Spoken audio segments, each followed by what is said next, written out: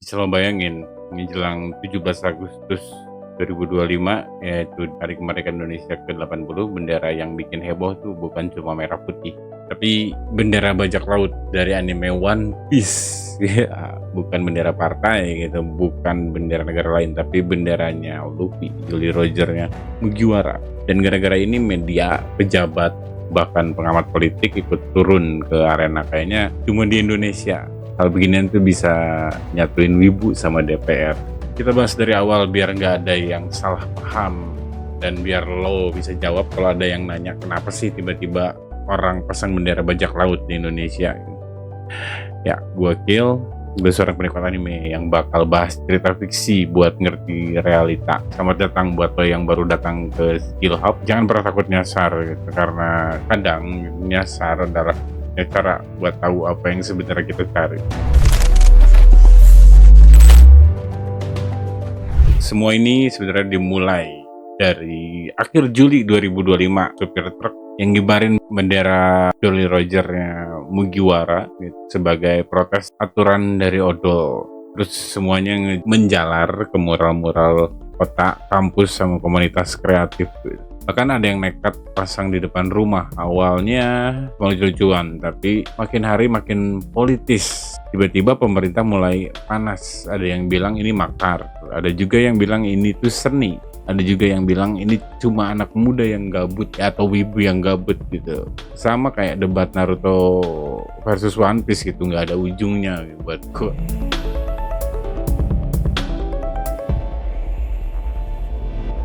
Dari sisi hukum, kata Hendriansyah Hamzah, boleh aja asal nggak lebih tinggi dari merah putih. Itu sama kayak dulu ada pernyataan dari almarhum Gus Dur ya, yang dulu bilang boleh aja ada bendera apapun asal nggak lebih tinggi dari merah putih gitu. Ya, bisa dianggap sebagai umbul-umbul dan lain-lain gitu. Tapi waktu itu kasusnya yang bendera Kejora itu di Papua, yang sampai almarhum harus ngomong kayak gitu.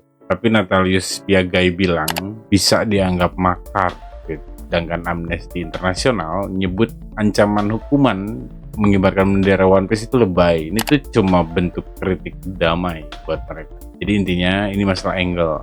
Kalau lo lihat dari angle nasionalisme kaku, ya ini bahaya. Kalau dari angle kebebasan berekspresi, ya aman aja gitu.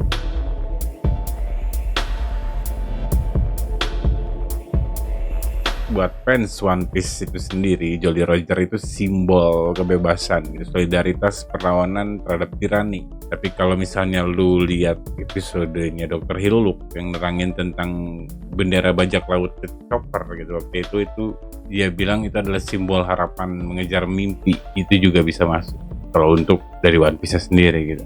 Tapi yang buat fans One Piece, Jolly Roger itu simbol kebebasan, solidaritas, dan perlawanan terhadap tirani. Ini tuh mirip sama kondisi Indonesia sekarang, ekonomi goyah, isu korupsi, ketidakstabilan, ya wajar kalau orang ngerasa nyambung sama pesan Luffy gitu ya, sama pesan One Piece gitu.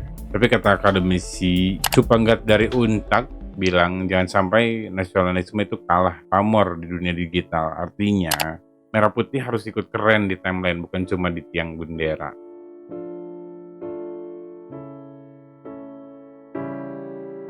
Reaksi pejabat dan dunia.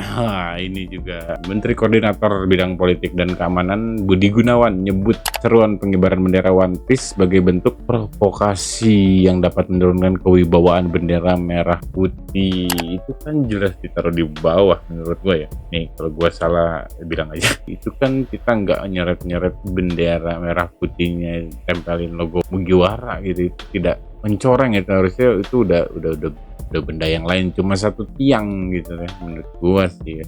Gua gak ngerti hukumnya, gua gak ngerti kayak gimana gitu ya harusnya gitu. Tapi menurut gua kayaknya itu kan udah beda benda gitu, tidak mencoreng, harusnya gitu ya. Enggak sih, nggak ngerti gue. Mungkin kalau lu yang ngerti boleh komen gitu tentang fenomena ini gitu. Ini penting gak penting sih, tapi ini nyatanya ini berpengaruh besar sama negara kita gitu. Dari anime, dari manga ya. Sebagai bangsa yang besar dan menghargai sejarah, kita sepatutnya menahan diri untuk tidak memprovokasi dengan simbol yang tidak relevan, kata Budi Gunawan dalam keterangan pers di Jakarta pada 1 Agustus 2025. Dan parahnya gitu, lebih lanjut ia pun memberikan peringatan sanksi pidana kepada masyarakat. Harus sekali pidanakan gitu, nggak ngerti. Mungkin ya, nggak tahu. Media internasional kayak Reuters bilang ini bentuk protes artistik, sementara Amnesty Internasional minta polisi nggak nyita benderanya. Bayangin, bendera dari anime Jepang bisa bikin DPR sama Amnesty satu frame. Dan wibu gitu. Ini tuh crossover paling absurd emang ya tahun ini mungkin.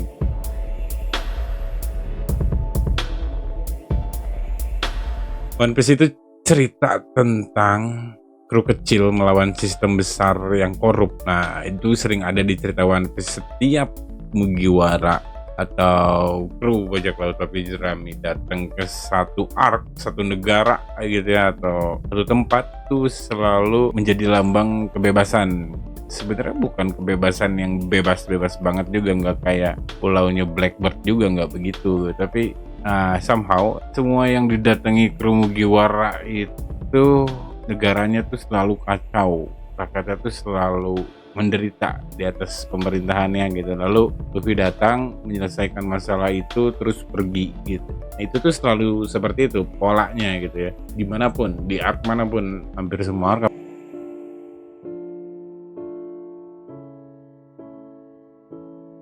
Jadi ya itu relate sama keadaan Indonesia mungkin ya.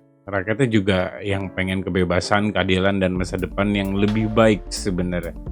Jadi ketika Luffy angkat bendera, banyak orang yang ngerasa ya ini suara kita, ini mirip dengan kita, ini kita gitu, ini cocok dengan kita. Mungkin itu yang bikin bendera One Piece ini ada di Indonesia berkibar. Sebenarnya kalau gue inget-inget ya, di waktu demo beberapa tahun lalu ini udah sering ada bendera One Piece tuh sering dikibarin sama orang yang suka One Piece ya. Waktu demo beberapa mahasiswa pun bawa bendera One Piece juga kok gitu. Terus ya sebutannya ini atribut tokoh mungkin ya. Kenapa bisa ngerasa terganggu gitu dengan itu.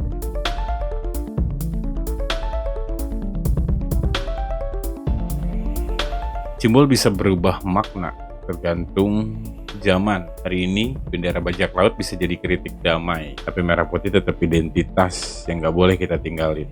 Mungkin PR kita sekarang adalah bikin nasionalisme itu keren lagi, bukan cuma formalitas 17-an tapi bagian dari keseharian. Jadi lo tim mana gitu? Tim merah putih aja atau tim merah putih plus Jolly Roger Mugiwara di bawahnya gitu?